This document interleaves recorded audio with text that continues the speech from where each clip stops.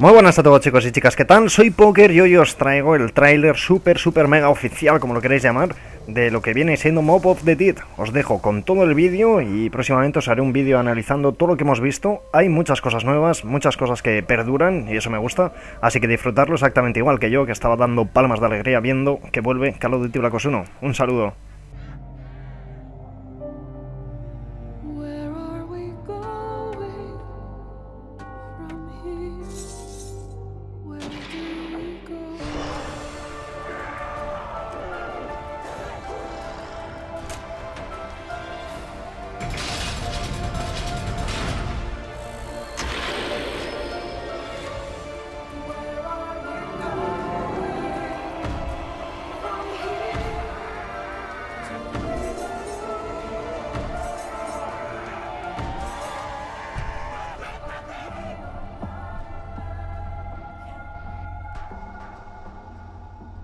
It was a challenge to try and capture something as iconic as Alcatraz. You know about this. This is arguably the most famous prison in the world, and now you're in it. Just the space, the physicality of it, because it's quite claustrophobic. When modern day prisons are designed, they really consider not intimidating people or making the spaces, as least stressful as possible. Well, Alcatraz didn't suffer from those restrictions. They did the research, they went out, studied Alcatraz, not just from books or internet. They were actually there to feel the environment, so it really sets a mood that gets you a little spooked. Well, we kind of started with the base layout of Alcatraz. The entire island we ended up roughing out in kind of a white box form, and then figuring out what play spaces we wanted to use out of that, what would be the most interesting areas to play in, and the connections between spaces, and spaces that the public doesn't necessarily get to go into. We really did a lot of pushing to really enhance that psychological horror aspect that we're really looking for. And this is a really good opportunity to really tell something special. Like I got stuck right through the gates to hell. This time around, I feel like it's been identified that there are these side missions that you're going to go out and try to accomplish. Al and the rest of the groups put together this escape plan, but the point is to get the parts and assemble this plane so they can get off the island. We did something new for the first time. We have actually contextual music that goes off. So that's a first for zombies. And it's all based around this horror thriller aspect. Every location will have a specific stinger that you hear when you find it, when you discover it, when you start unraveling the story, we start building on the music that you're hearing, and it's really enhancing that experience and going along with it in parallel.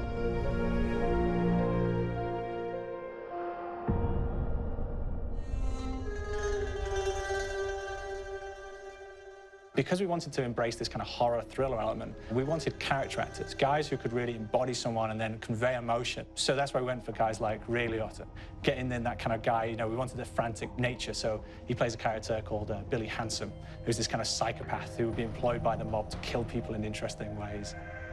Chaz Palminteri, he plays a guy called Sal DeLuca, an old mob boss. Michael Madsen playing Finn O'Leary. He's kind of worked himself from the floor, from the streets. He's got his hands dirty in the blood and the guts a couple of times. And then we had Joe Pantoliano, and he plays Arthur Arlington, who's nicknamed the Weasel. Those guys, they bring a quality and a subtlety and timing that you can't really identify or try to recreate. Bring it on, dirtbags! You start off in the afterlife mode, and that's just going to be what's going on. You're going to try to solve the mystery from the second you start. Afterlife, to me, brings a new element, like a new puzzle element. It forces me to think a little bit more or look for the clues or kind of think of zombies on a slightly deeper level. You see clues throughout the map that tell you, ooh, perhaps if I'm in the afterlife, I can interact with this object, or there's some puzzle going on here that I need to be in the afterlife. Back east, I whacked a dirty dentist with one of these. Took forever, too. Alcatraz has a Civil War kind of fort background before it turned into a penitentiary. And so we had this kind of backstory, the idea that the warden would have collected Civil War weaponry. And one of them is a blundergat. It's a fictional weapon, but the idea of the combination between a blunderbuss and a Gatling gun. And possibly, there might be a way of upgrading it to a more fantastical weapon that the players may find. We all gotta go sometime. You just went now. There's one main zombie, one big zombie that's going to come through and wreak havoc on your life. He'll lock down the perk machine, he'll close down the box, so you have to pay to get that open again. So you don't want him to interfere with your process. Now's a good time to pick a fight. It's a fun challenge. It keeps things moving forward. In terms of perks, we have a new perk called Electric Cherry. When you reload, it gives a shock around you, which scales over time. I was asking for it, Greaseball. There's so much to experience in this map. Every time I play it, there's a new tactic to take, a new experience, a new objective to go for. But there's also this layer of things that we aren't exactly exposing to the players right off the bat and will need to be discovered.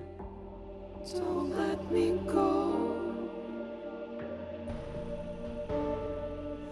Is it the calling we hear? We've got the undead in there, we've got these historical elements, and these fantastic actors all seem to be with peace with each other in this kind of same world. So it's magical, and our team is incredibly excited by it. Is it the calling?